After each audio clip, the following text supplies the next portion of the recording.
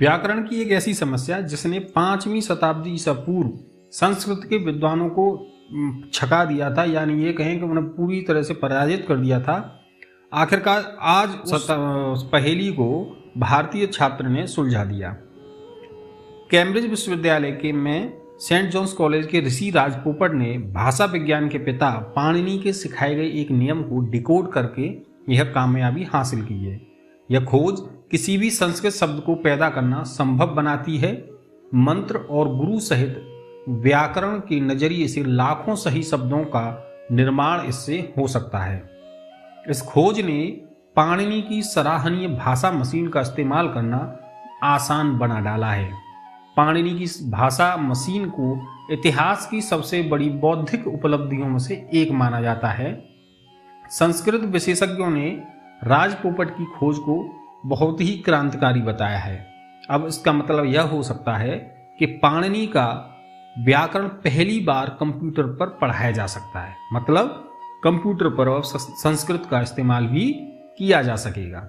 अब बात करें कि आखिर किस तरह से इन्होंने पाणिनि का जो फॉर्मूला है वो डिकोड किया, तो डॉक्टर ऋषि राज पोपट ने अपनी पीएचडी थीसिस शोध के अनुसार सदियों पुरानी संस्कृत की समस्या को सुलझाने का खुलासा किया था, और उनकी ये थीसिस जो थी 15 दिसंबर 2022 को प्रकाशित हुई। डॉक्टर राज पोपट ने 2500 साल पुराने एक एल्गोरिदम को डिकोड किया जो पहली बार पाणिनि की भाषा मशीन का सटीक इस्तेमाल करना संभव बनाता है। दरअसल पाणिनि की प्रणाली को उनके लिखे गए सबसे मशहूर अष्टाध्यायी से जाना जाता है। इसमें विस्तृत तौर पर 4000 के लगभग नियम हैं और इसे 500 BC के आसपास लिखा गया था। ऐसा अनुमान है कि इसमें लिखे गए नियम बिल्कुल एक मशीन की तरह से काम करने के लिए बनाए गए हैं। फीड इन द बेस मतलब मूल शब्द और शब्द के प्रत्यय को चरण दर चरण प्रक्रिया के जरिए व्याकरण के हिसाब से सही शब्दों और वाक्यों में बदलना चाहिए। हालांकि यह अब तक बड़ी एक समस्या थी, लेकिन इसे जो है ऋषि राज पोपट ने सॉल्व कर दिया। तथाकथित नियम संघर्ष को हल करने के लिए जो मंत्र और गुरु के कुछ रूपों सहित लाखों संस्कृत शब्दों पर असर डालते हैं, एक एल्गोरिदम की जरूरत होती है।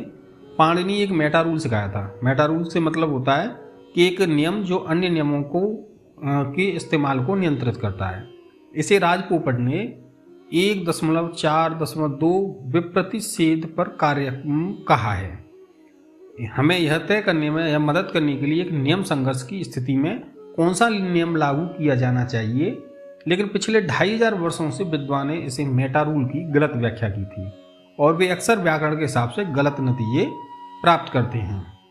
इस मुद्दे को ठीक करने की कोशिशों में संस्कृत के कई विद्वानों ने खूब सैकड़ों अन्य मेटा रूल्स बनाए, लेकिन उन्हें कोई सफलता नहीं मिली। उन्होंने यह भी बताया था कि उदाहरण के तौर पर मंत्र और गुरु को लें। संस्कृत में वाक्य में देवाः प्रसन्ना मंत्रे में देवा से मतलब देवता, प्रसन्ना से मतलब प्रसन्न होते हैं और मंत्र से मतलब मंत्रों से। इस वाक्य में मंत्र से मंत्रे के पैदा होने पर हमें नियम विरोध का सामना करना पड़ता है। ये व्युत्पत्ति मंत्र प्लस भीष से शुरू होती है। एक नियम बाएं भाग मंत्र के लिए और दूसरा नियम दाहिने भाग भीष के लिए लागू होता है। हमें दाहिने भाग भीष पर लागू होने वाले नियम को चुनना चाहिए जो हमें सही रूप मंत्र देता है। इसी तरह वाक्य ज्ञानम दीयते गुरुणा, ज्ञान ज्ञानम गुरु गुरुणा द्वारा दीयते दिया जाता है। गुरु द्वारा गुरु को बनाते करते समय हमें नियम संघर्ष का सामना करना पड़ता है। व्युत्पत्ति गुरु प्लस आ से शुरू होती है। एक नियम बाएं भाग गुरु के लिए और दूसरा नियम दाएं भाग आ के लिए लागू होता है।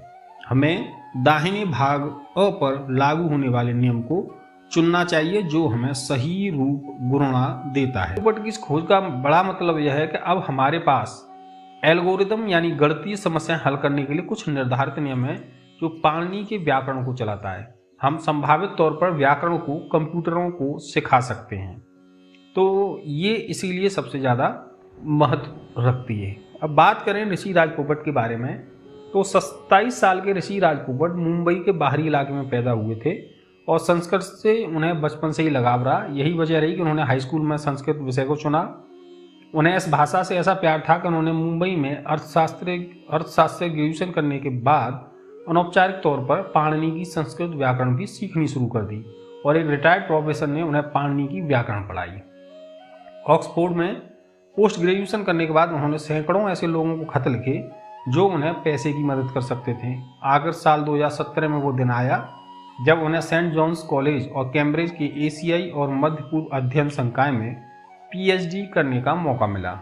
खास बात यह रही कि इसके लिए उन्हें कैम्ब्रिज ट्रस्ट और राजीव गांधी फाउंडेशन की तरफ से पूरी स्कॉलरशिप दी गई। ऋषि राज पोपट को जनवरी 2022 में डॉक्टरेट की उपाधि से सम्मानित किया गया। वो हाल ही में सेंट एंड्रूज विश्वविद्यालय में स्कूल ऑफ डिविनिटी से जुड़े हुए हैं। आपको बता दूं कि कैम्ब्रिज का संस्कृत अध्ययन का एक लंबा इतिहास रहा है और कैम्ब्रिज यूनिवर्सिटी लाइब्रेरी में संस्कृत पांडुलिपियों का एक महत्वपूर्ण संग्रह है। तो दोस्तों, ये थी पाणिनि की उस पहेली को सुलझाने वाले ऋषि राज पोपट और उनकी बारे में महत्वपूर्ण जानकारी। उम्मीद आपको ये बेहतर लगी तो प्लीज़ वीडियो को लाइक कीजिए और चैनल को सब्सक्राइब कीजिए। धन्यवाद।